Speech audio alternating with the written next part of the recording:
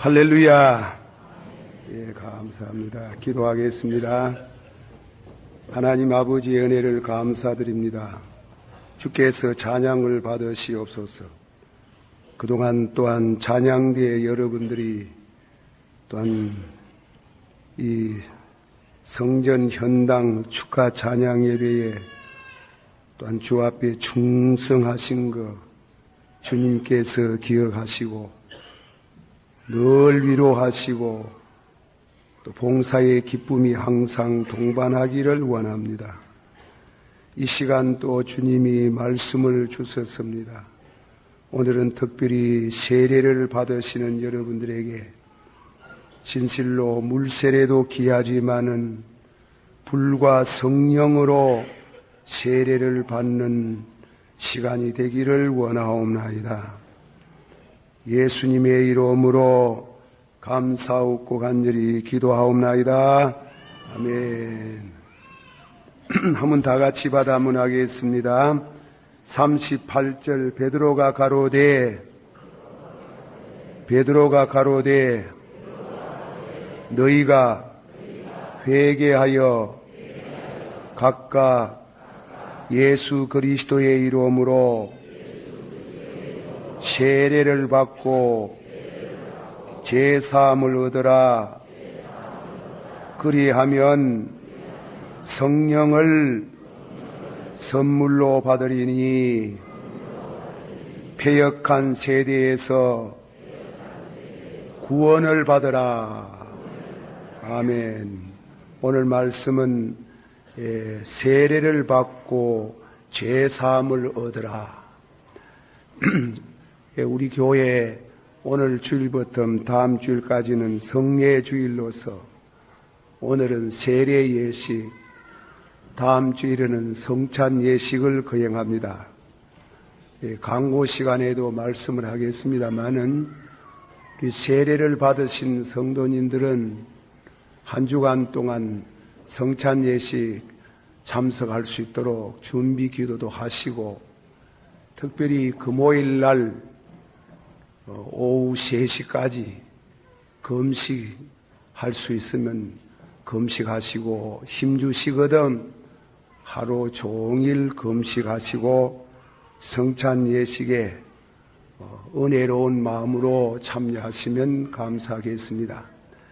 이 금식을 도무지 안 해본 사람들은 대단히 걱정을 합니다. 목사님이 믿으면 되지, 금식을 하라 해가지고 사람을 아주 골빙을 들른다고 그러는데요.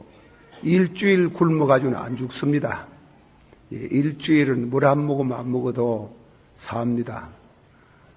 그래요. 보통 한 사날 굶는 거는 그렇게 큰 어려움이 아니고 그렇다면 하루 금식하는 거야.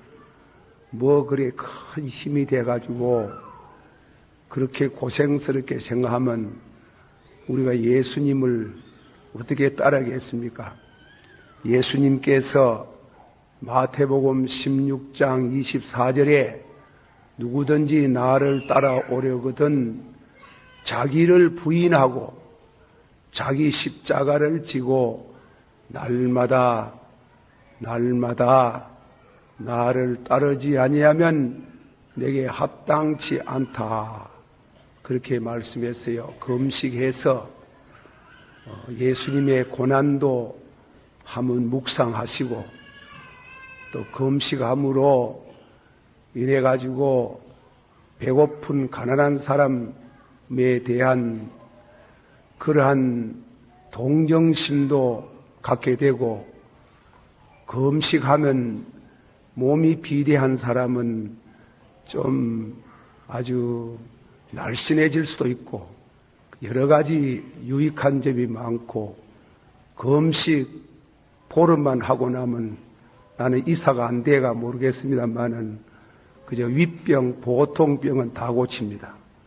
병원에 갈 것도 없이 병 다 고치고 그래 아주 좋은 그런 은혜로움이 있습니다. 그것도 성령이 은혜를 주셔야 금식을 하지. 성령이 은혜를 안 주시면 한때만 굶으면 곧 죽는 줄 알아요. 죽는 줄. 그런데 한때 굶어가 안 죽습니다. 하루 굶어도 안 죽습니다. 일주일 굶어도 괜찮습니다. 그러니까 꼭 우리 성도님들 신앙 연단으로 하루쯤 금식하시도록 그렇게 부탁합니다. 청 못하겠거든 오후 3시까지 하시고, 그래도 못하겠거든 아침에 한 끼만 그렇게 금식을 해보시기를 바랍니다. 자, 그만큼 말씀을 드리고, 오늘은 우리 세례 받는 분들에 대해서 주로 말씀을 드립니다. 되도록이면 간단하게 말씀합니다. 이게 본문의 말씀 가운데 구원이라는 말씀이 있어요. 이 배역한 세대에서 구원을 받으라. 그 구원을 받는 것에 대한 중요한 절차를 한 4가지 이를 말씀했어요. 첫째로는 회개하라. 두 번째로는 예수의 이름으로 세례를 받아라. 세 번째로는 죄 사함을 받아라. 네 번째로는 하나님이 주시는 성령을 선물로 받으면은 구원을 받는다. 그렇게 말씀을 했습니다. 우리가 예수를 믿으면은, 예수님을 믿으면 성령을 받습니다. 그런데 이 교회는 오면은 이상한 곳입니다. 이 아브라함 카이프라는 신학자는 교회는 성령의 저장소다 그랬어요. 이 교회를 자꾸 나오시면은 이상한 영감을 받습니다. 그 영감은 성령을 받는다는 말씀입니다. 그래서 이 교회에 나와서 신앙생활하면 성령을 받게 되고, 성령은 여러 가지 은사를 주시고 은혜를 주시는데, 은사와 은혜의 가장 기본적인 것이 무엇이냐? 예수 믿는 첫걸음이 무엇이냐? 회개입니다. 예수를 믿으면 회개를 해야 됩니다. 세례 요한이 외쳐 말하기를 회개하라. 한번 합시다. 회개하라. 천국이 가까이 왔나니라. 그렇게 외칠 때 각각 자기의 죄를 자백하고 요한에게 세례를 받더라. 그렇게 말씀이 되어 있습니다. 그 회개라는 말은 이 한문에는 뉘우칠 해자, 그리고 돌이킬 개자, 고칠 개자, 혹은 뉘우치고 고친다는 이런 뜻이겠습니다. 그런데 히브리 말에 회개라는 말이 2가지가 있어요. 하나는 나캄, 둘째는 시웁이라는 말을 씁니다. 나캄이라는 말은 그것은 과거에 자기 지은 죄를 생각하다가 슬피 운다는 말입니다. 슬피 운다. 뉘우친다는 말이에요. 뉘우치고 참회한다는 말씀입니다. 그래서 스가랴서 12장 10절에 보면은 그날에 은총과 강구의 영을 부어주소서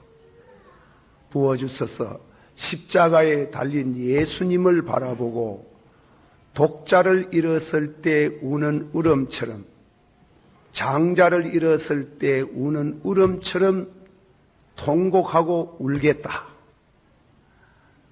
그 여러분들 중에 자녀를 잃어본 사람들 얼마나 가슴이 아픕니까? 그와 같은 심정으로 회개하는 것은 낙함, 자기의 죄를 뉘우치는 겁니다. 세례 요한에게 죄송합니다. 회개하는 사람들이 나와가지고 군인들이 왔습니다. 나는 어떻게 하겠습니까? 하니까 폭행하지 마라. 군인은 국방을 지키는 것이지 민간인에게 폭행하지 마라. 세무소의 달인은 세리들은 와가지고 어떻게 하겠습니까? 세금을 네 마음대로 가감하지 마라. 그리고 넉정하지 마라. 또 돈이 많은 사람들이 와가지고 나는 어떻게 하겠습니까? 네 너무 옷을 많이 가지고 있다. 그 한 불을 가난한 사람에게 주어라. 가난하고 없는 사람에게 주어라. 또 다음에는 도둑질하는 사람은 와가지고 어떻게 하면 좋겠습니까? 도둑질하지 말고 지성으로 살아라. 바람 피우는 사람들이 와가지고 어떻게 하겠습니까? 다시는 바람을 피우지 마라. 거짓말을 잘하고 남을 속이는 사람은 와가지고 어떻게 하겠습니까?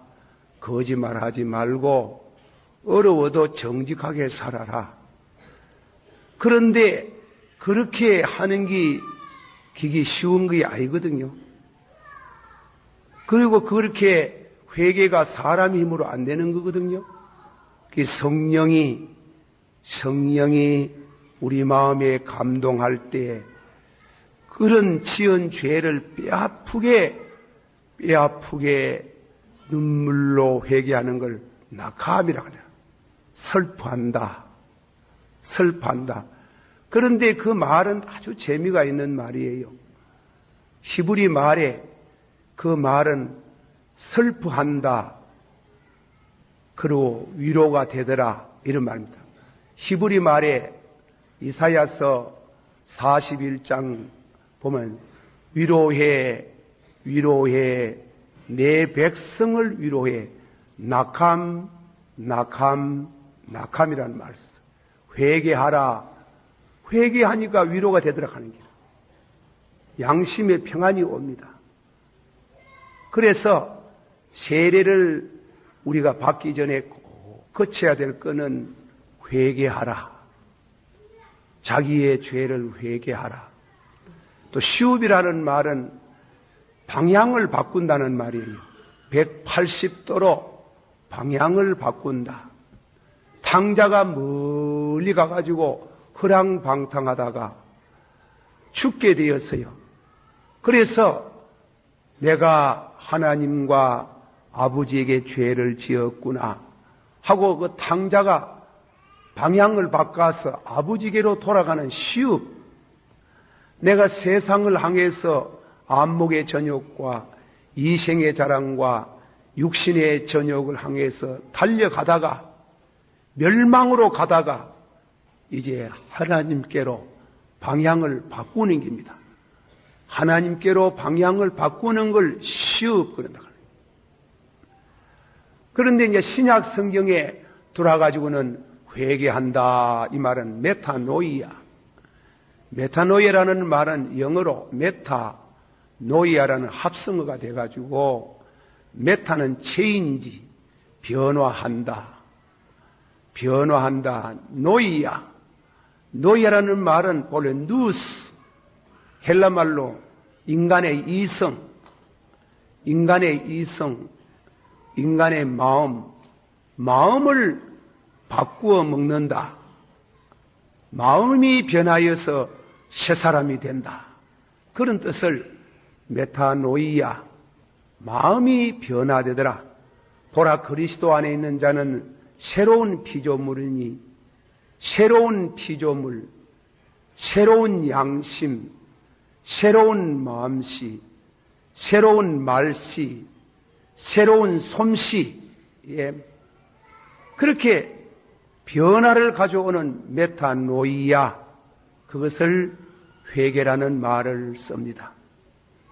그것은 우리가 예수를 믿을 때에 성령으로 우리 마음을 감동해 주셔서 변하여서 새 사람이 되는 이런 시작이 바로 회개입니다. 오늘 세례를 받으시는 여러분들은, 이미 세례를 받으신 분들은 다 이 기본적인 첫걸음, 회개하라, 낙함, 슬퍼해라, 슉, 방향을 바꿔라, 메타노이아, 마음을 새로 고쳐 먹어라. 그렇게 하는 것이 신앙생활의 제일 첫 시작입니다. 그것이 없으면은 신앙이 안 됩니다. 두 번째로는 세례를 받습니다.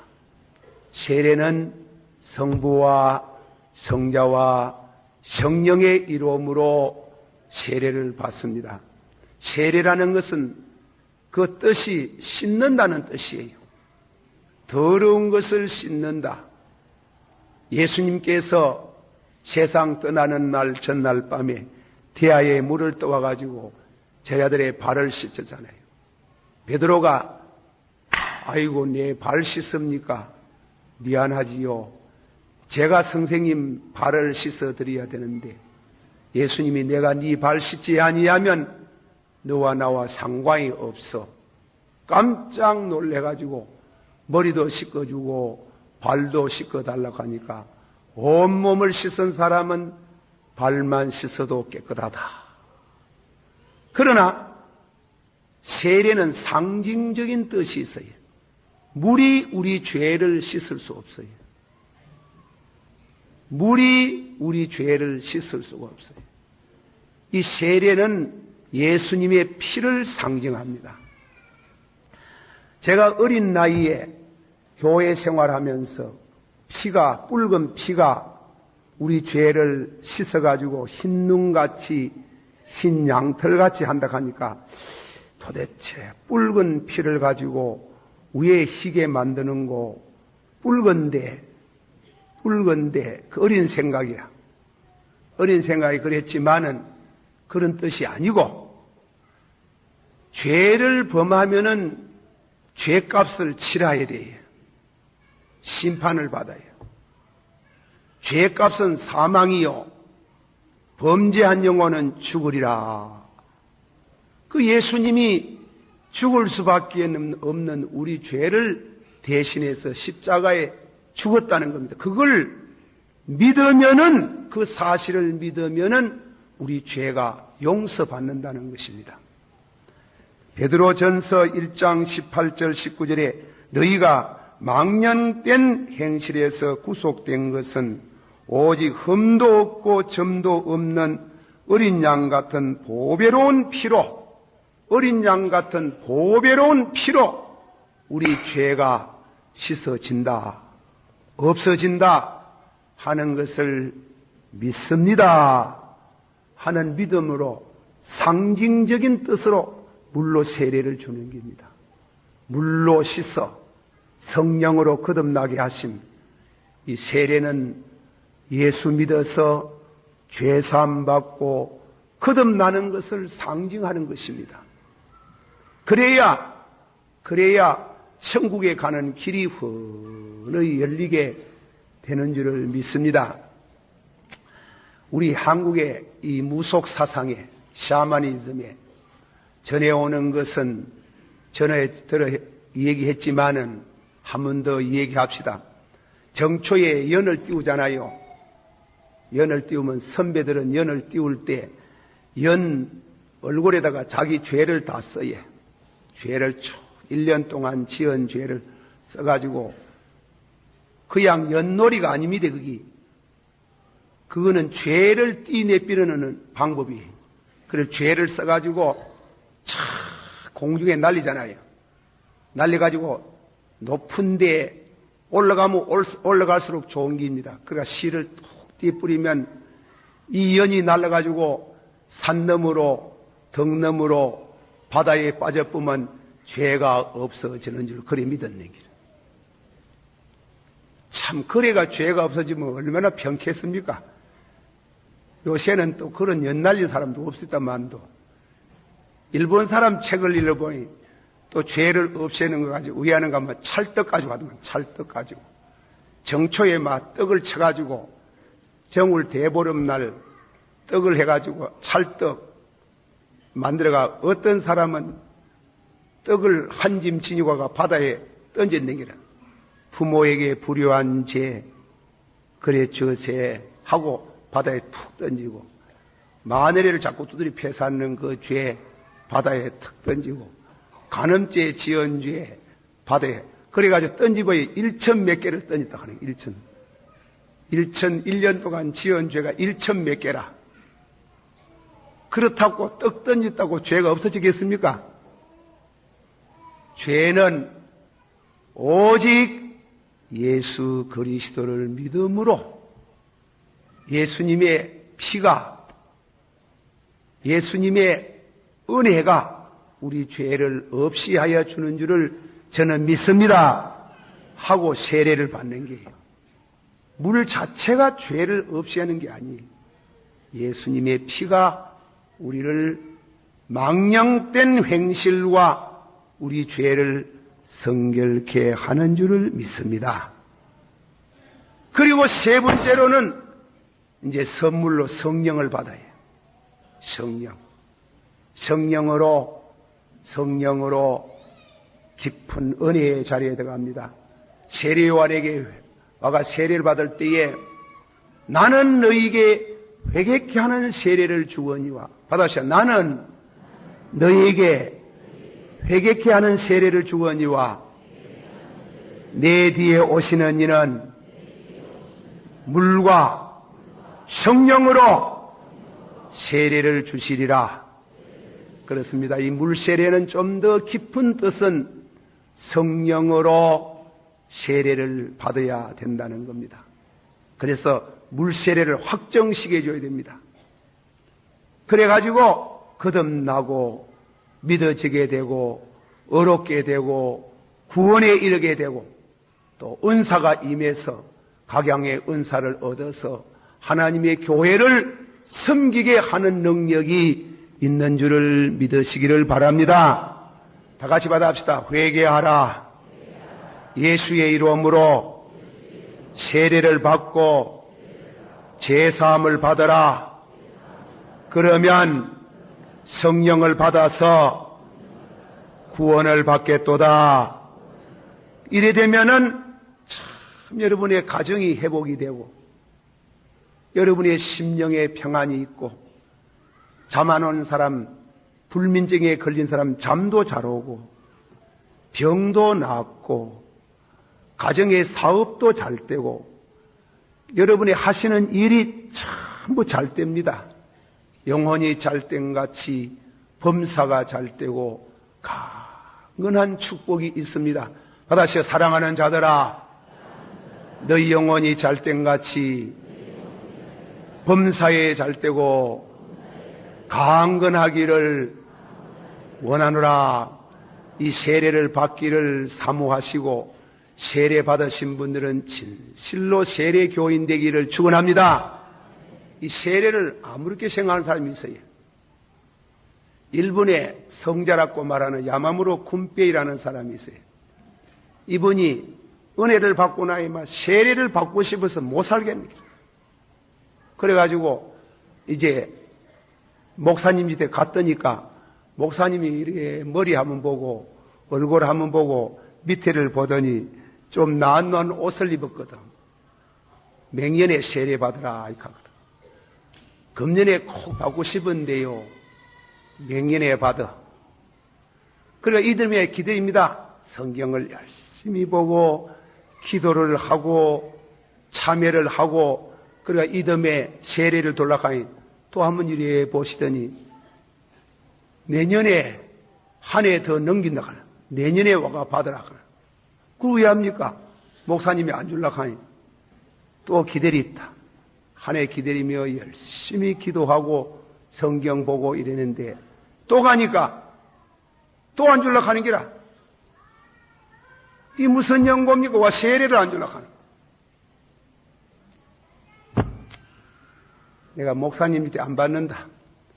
나는 하나님께 직접 받겠다. 이래가지고 비 오는 날을 기다렸습니다. 비 오는 날. 그래가지고 막 소낙비가 막 따르는 날에 지붕 꼭대기에 올라갔어. 올라가가지고 그래가지고 무릎을 착 꿇고 죄를 다 회개하고 자기가 자기 머리에 손을 착 얹고 성부와 성자와 성령의 이름으로 하나님께 직접 세례를 받노라. 아멘. 그거 좀 잘못됐지. 하도 안 줄라고 하여 왜 합니까 그래.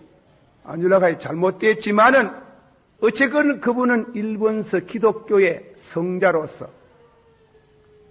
위대한 지도자로서 세계적인 지도자가 됐다는 그런 말이 있습니다. 여러분들 가운데도 지붕 꼭대기에 올라가 가지고 손 놓고 자기 머리에 스스로 안수를 할 만큼 그만큼 사모는 못할 망정 그 정도로는 사모하면서 그리고 여러분들이 사업하다가 어렵습니까? 가정에 어려운 일을 당합니까? 또 고난을 당합니까? 당신의 힘으로 무엇을 헤쳐나갈 힘이 없습니까? 그러면은 여러분이 먹는 밥상 위에다가 나는 성부와 성자와 성령의 이름으로 세례를 받았는데 하나님이 날 버리시겠느냐? 아멘! 이 strong son of God, immortal love. 너 하나님의 굳센 아들이요. 불멸의 사랑이요. 세례받으면 하나님의 굳센 사랑, 하나님의 굳센 아들, 불멸의 사랑, 불멸의 눈동자. 이 strong son of God, immortal love.